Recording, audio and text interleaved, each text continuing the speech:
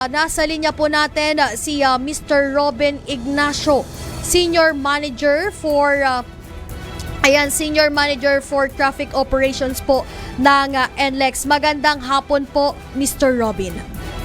Good afternoon po. Sir Robin, matanong ko lang po, ano na po yung, kamusta na po yung lagay dyan sa ECTEX? Sa ngayon po ay fast moving naman po yung traffic natin doon. Umpisa pa lang po kahapon kasi around 5 PM po nung na-clear yung incident po natin doon at yun, kinailangan pa pong isprayan ng tubig ng fire truck po para malinis po, ma-ensure na malinis po yung area bago po inopen po sa traffic. Ayan. Mr. Robin, ano raw po yung pinakadahilan nitong aksidente? Kasi may mga nababasa po ako online. Ang sabi nila, dahil daw po sa grass fire, baka hindi raw po nakita nitong driver.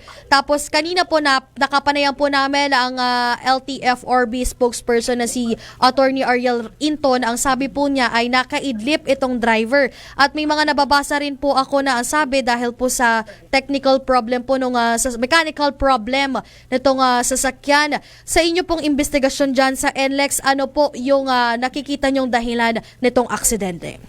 Opo, ang nakita lang po natin dahil na dispatch nakarating naman po kaagad yung ating kapulisan doon, yung PNP Tarlac, kung saan po ay na-turn over namin po yung case that moment din po. So kami rin po sa NLEX, basta po ang aming initial investigation na nakita po doon sa aming mga monitoring ay since approaching nga po ito ng Tarlac Toll Plaza, so nakahinto na po yung mga sasakyan na binangga po nung mabilis na paparating na bus. So kung ano po yung dahilan, actually ako rin po na nakikita ko po, narinig ko po yung mga haka-haka na maaaring nakatulog, maaaring nasira yung brake, or kung ano pang ibang pero kami po ay nag-aantay pa rin po ng final report din po ni PNP dahil sa tingin po nung kinakausap din po yung driver doon sa field, hindi po makapagsalita kaagad. But one thing na ma-assure ko po na definitely hindi po cause yung grass fire na nangyari doon sa malapit din sa area, dahil yung aksidente ay nangyari naman po ahead of the grass fire. At saka yung grass fire din po, hindi rin po ito nag-cause ng low visibility or no visibility doon sa area. Sir Robin, yung driver po, kung may may information po kayo kaugnay doon sa driver, asa na po ngayon yung driver? Na isailalim po ba ito sa drug test? Kung sa ilalim po ba ito? Kung nakainom po ba ito? Opo, yun po yung aming siguro malalaman na rin po sa PNP.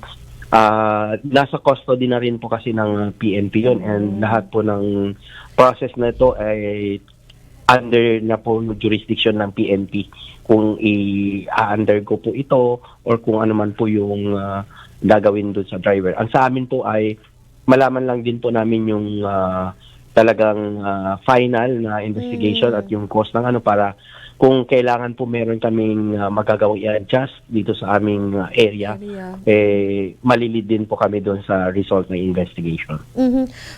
Naku, Mr. Robin, dahil sunod-sunod po yung mga nangyayaring aksidente po sa mga expressway, parang nung mga nakalipas na buwan, parang may nangyari doon po sa NLEX, di po ako nagkakamali? Sa NLEX po. Ano na po yung mga possible na hakbangin po ng NLEX upang maiwasan po yung mga ganitong aksidente na, naku, na ang dami pong namamatay, na nagdudulot pa ng mahabang traffic? Yes, ma'am. Yun nga po, ang sa amin naman sa tingin ko, hindi naman po kami nagkukulang dito sa kung mga signages, yung ating enforcement, strict enforcement, at syempre, napakalaking factor po kasi yung contribution po ng mga drivers or yung mga motorista po natin na kahit nandito po lahat yung engineering aspect, na i-ensure naman po natin na nasa tama yung enforcement. So, karamihan po talaga kung hindi halos lahat po ay ang cause na po ito is either yung sasakyan malfunction or yung driver na mismo po. Yung sa driver. Kagaya po nga, halimbawa kung totoo po na nakatulog yung driver, ayon doon sa mga ibang reports na lumalabas, kahit gaano pa karami pong signages, kung talagang hindi po sinunod ng driver, ganun din po nung pag nakatulog na siya, talagang this thing will bound to happen po. Yun nga po, Sir Robin, parang kung sakali man nakatulog, imposible na sisihin pa na naman ang NLEX kaugnay dyan. Opo, yun po naman po ang sa akin, syempre, we're very sorry na meron po talaga ganun. Lalong-lalo na po yung mga namatayan, yung mga na-injured na ating mga kababayan, mga motorista. At yun po, napakalaki po talaga yung contribution na sumunod po sa traffic rules and regulations po natin yung mga motorista. Ganon din po na yun po yung pinapaalala natin na dapat i-check nila yung kanilang sasakyan na nasa tamang condition. But in this case, I think kung tama man po na walang malfunction yung bus, yun na lang po siguro talaga yung behavior po ng driver. Na sana po nasa tamang condition, may sapat na pahinga, at yun, kahit paano siguro mababawasan o maiwasan itong mga ganitong insidente. Di ba, Sir Robin, may tamang lane po para sa mga bus driver at sa mga bus na sasakyan at para po sa mga truck. Sa tingin niyo po ba, Sir Robin, nakakasunod po ba itong mga motorista natin dyan sa NLEX? Opo, karamihan naman po nakakasunod, pero itong area na to kasi sa SCTEX is a 2-lane stretch pa lang po, so halos wala tayong segregation, though most of the time sinasabi po natin na dapat yung mga trucks nandito sa outermost lane kasi nangyari po yung aksidente natin dito sa 2-lane stretch lang po . Ayun. May mga plano, may naririnig na po ba kayo dyan, Sir Robin, kung may plano po ba si Transportation Secretary Vince Dizon na pulungin po yung mga pamunuan ng expressway? Kasi ngayong hapon po ay pupulungin niya po yung mga 27 po na bus companies para po dahil nga dyan sa nangyayaring aksidente po dyan sa mga expressway. Sa ngayon po ma'am, wala pa po akong info kung meron din po para sa mga operators o mga management po ng expressway, pero meron din naman po kami kasing continuous coordination with the DOTR through TRB.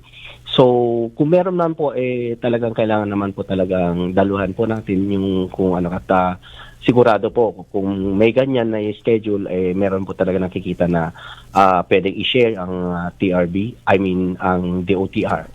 So sa ngayon po wala pa po kaming nare-receive.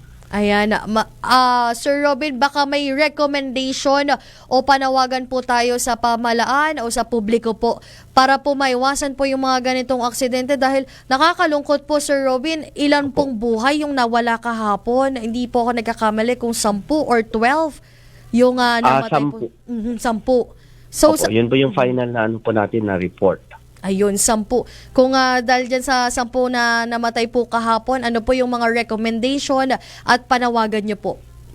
Yun po, nakakalungkot pala, nakakalungkot po talaga na meron nangyaring ganito. And yun, first time, if I'm not mistaken, na meron talagang ganito karaming nasawi sa isang aksidente na nangyari dito sa aming area. At yung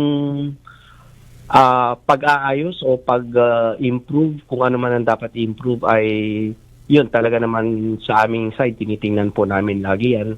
At kung meron man pong kailangan i-coordinate sa mga ahensya ng gobyerno na nakakasakop po sa amin, ginagawa din naman po namin. At sila mismo po, yung TRB, kung may nakikita po silang ganyan at mayroon po silang i-share o makikitang kami naman kaagad ay pinapaalalahanan or binibigyan ng direktiba. Ayan, maraming salamat po, Sir Robin Ignacio. Salamat po. At yan nga po ang tinig ni Sir Robin Ignacio, Assistant Vice President for Traffic Operations mula po dyan sa NLEX. Balitang Bayan!